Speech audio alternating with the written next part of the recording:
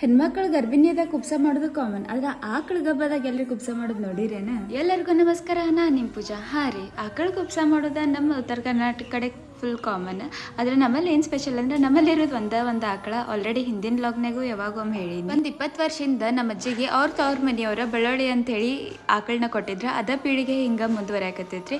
ಇಲ್ಲಿ ನೀವು ನೋಡ್ಬೋದು ಎಷ್ಟು ಮಸ್ತ್ ಎಂಜಾಯ್ ಮಾಡಕತ್ತಾರ ಎಲ್ಲರೂ ಕುಬ್ಸದ ಹಾಡುಗಳನ್ನ ಹಾಡ್ಕೊಂಡ. ದೂರಿಂದ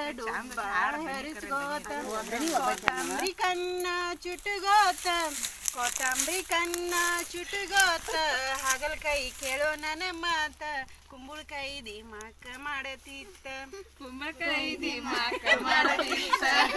ಹಾಡ ಮಸ್ತಿತ್ತಲ್ರಿ. ಡಬಲ್ ದಮ್ಮಕ್ಕ ಏನಪ್ಪಾ ಅಂದ್ರೆ ಕುಬ್ಸ ಮಾಡಿ ಅರ್ಧ ತಾಸಿಗನ ಆಕಳ ಕರು ಹಾಕ್ತ, ಅದು ಹೆಣ್ಗರ.